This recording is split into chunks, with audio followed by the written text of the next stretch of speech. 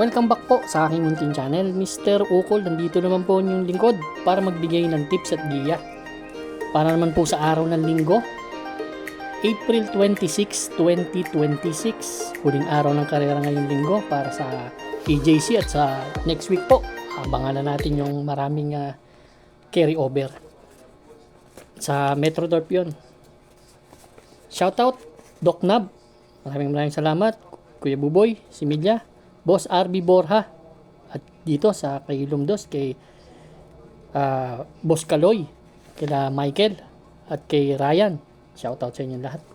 Ganun na rin sa kay Armando Pakingan, Godofredo Balguna, dyan sa Pandakan. Advance happy birthday, JR Kabansag, Jan Del de Villa, Fernan Mijares,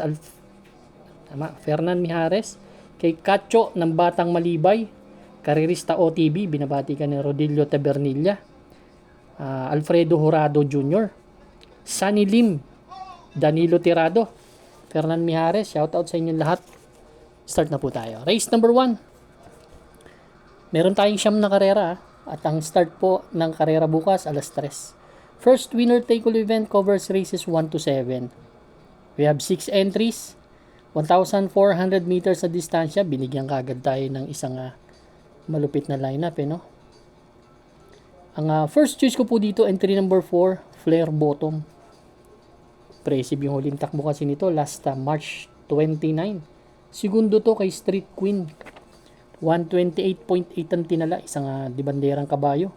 Kung walang hahabol pwedeng makatapos. Second choice ko si I Love Mati. Andun din to sa laban na to, pang-apat dumating. Numero 1 to, ngayon numero 6. Medyo maganda-ganda yung post position, makakapwesto ng maganda-ganda. Kaya yan ang aking second choice. Third choice ko po, number 5, Mr. Bon. May 128 din. Race number 1. Dito, ang first choice, number 4, Flare Bottom. Second choice, number 6, I Love Mati. Third choice po, number 5, Mr. Bon. Good luck po. Race number 2 na po tayo, bayang karerista. Ito naman po yung ating first pick 6 event covers races 2 to 7. Distansya po nito 1,650 meters. Meron tayong 8 kabayo, 8 entries but 6 in betting numbers lang tayo dito Yan. Crocodile Tape imported invitational race. Ang gusto ko yung coupled entry, Andiamo Aferense at si Lucency. Actually, si Lucency kasi, pag maganda ang post position niya, nasa dulo, dun to magaling. Yan ang napapansin ko dyan. Tapos may kampi ka pang Andiamo Aferense na isang matibay, na pwedeng rumimati rin, na may tulin. Pero kung mauna si Lucency, tingin ko, malaki ng chance ang manalo nito. Sosoloin ko po entry number 3, entry A, Lucency Andiamo Aferense. Good luck po. Race number 3 na po tayo, bayang karerista. Second winner take all event covers races 3 to 9. We have 13 entries but 11 in betting options lang tayo. Ito po yung Road to Triple Crown. Ito yung main event natin, no? Road to Triple Crown 2026. Gandang laban to. Kaya yung mga paborito nyong 3-year-old dito, maglalaban-laban na sila. Dito, ang first choice ko yung number 5, si Diamante. May 1.24 kasi ito nung nanalo to dito At may 143.2 sa 1,650 meters. Kaya, tingin ko isang dibanderang kabayo. May panalo talaga sa akin yan. Na second choice ko si Black Eagle, isa rin magaling tong kabayo na to dito. Kaya ito ang aking second choice. Bibigay akong third choice, yung number 2 na si Yacht Bell. Kapapanalo lang nito.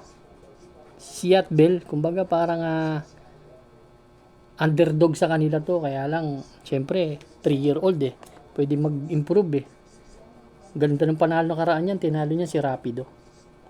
Race number 3, ang first choice number 5 and 5A, Diamante Brown Tiger. Second choice po number 1, Black Eagle. Third choice po number 2, Yacht Bell. Good luck po.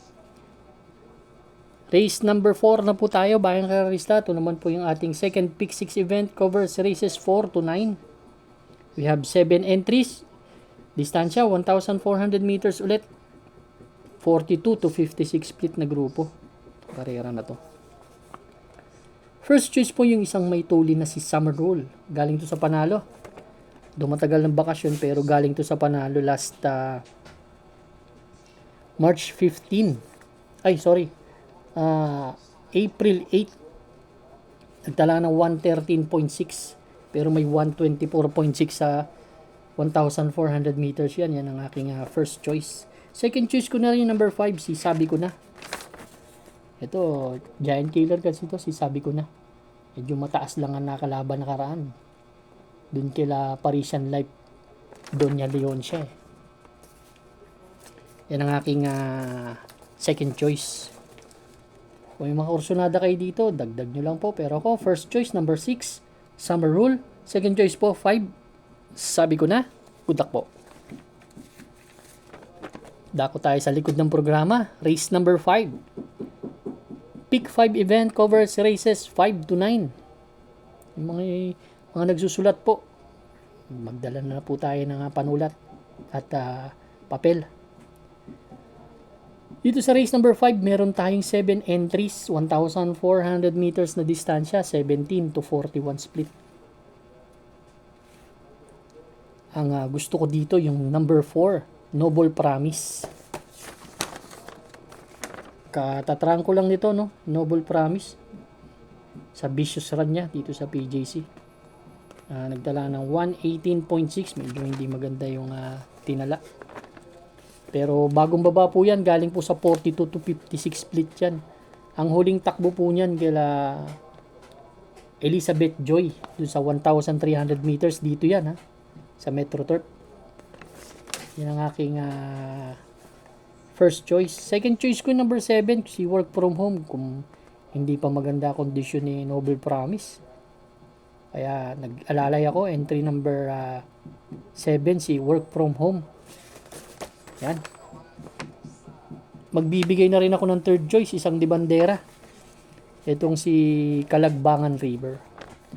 Kung yung mga kursunada, dagdag lang. First choice, number 4, Noble Promise. Second choice, number 7, Work From Home. Third choice po, number 5, Kalagbangan River. Good luck po. Race number 6 na po tayo, bayang karista. Ito naman po yung ating pick 4 event, covers races 6 to 9. Meron tayong 8 entries, 1,400 meters na distansya, 42 to 56 split na grupo. First choice po, entry number 5, Dakota Elegance.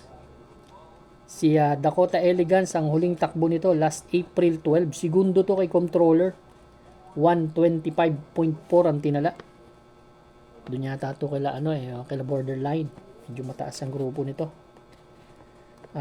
Di bandera pero pwedeng parimatiin, gamay ni JT Pabilik yan. Ang second choice ko si M Butterfly.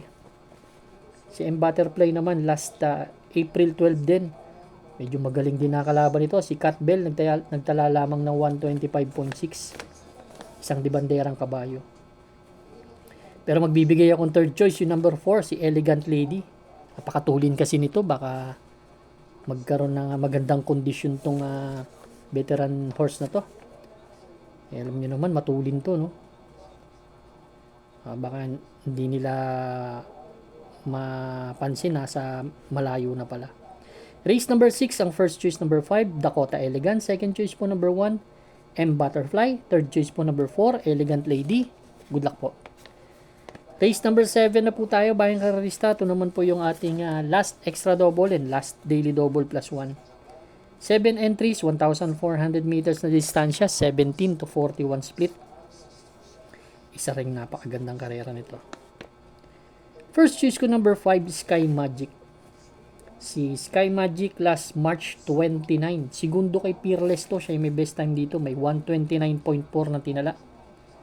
Same rider ang sasakay. Yan ang aking first choice. Second choice ko yung Buenas na Jinete, si Little, na may sakay kay Little Annie, na si RC Simasio. Isang di banderang kabayo, pwedeng isunod lang, no? Dami rin matulin dito sa laban na to. Si Unafraid, Sky Magic, Sinag. Yan. Yan ang aking second choice, si Little Annie, no?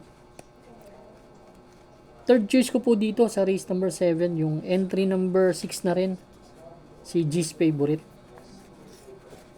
Kaya kabayo ni Mr. Ed Gonzalez. Race number 7, ang first choice number 5, Sky Magic. Second choice po number 1, Little Annie. Third choice po number 6, G's Favorite. Good luck po. Race number 8 na po tayo, bayang kararista. The penultimate race. Meron tayong 6 entries, 1,400 meters na distansya, 17 to 41 split. Yung karera na to. Dito, ang gusto ko yung number 6, Attorney Winona. Si Attorney Winona, hindi maganda yung huling takbo. Pero mataas kasi ang grupong nakakalaban din dito. Medyo bugaw, no?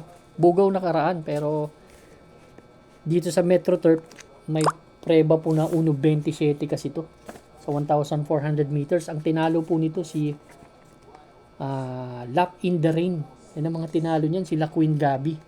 Kaya mataas ang grupong nakakalaban nito. Isang dibanderang kabayo, napakaganda ng post position. So suluhin ko po, Attorney Winona. Good luck po. Race number 9 na po tayo, bayang karalista. Last and final race for Sunday Racing. Paratingan po ng ating mga exotics. Winner take all, pick 6, pick 5, pick 4, last extra double, and last daily double plus 1. We have 9 entries but 8 in betting numbers lang tayo. 1,400 meters na distansya, 42 to 56 split na grupo. Ang first choice course, coupled entry, Balisong and Solid. Kabayo po ni Mr. Abalos. Si Balisong galing sa panalo to, pati si Solid, no. Si Balisong ang huling takbo last nanalo yan, no, banderang tapos. Nagtala ng 126.4. Yan. Ang second choice ko si Leduc Angels. Galing din sa panalo to. Si Leduc Angels. Si Elegant Ludrona ang tinalo nito, nagtala ng 1.13. Baka mag-umento pa to. Nakikita kong babandera si Balisong talaga. Medyo may tuli na kabayo si Balisong. Magbibigay akong third choice, baka lumusot yung number 1, si Go Santino Go. Andun na rin yan may 1.13 rin kasi sa 1,200 meters yan. Race number 9, first choice number 6 and 6A, Balisong Solid.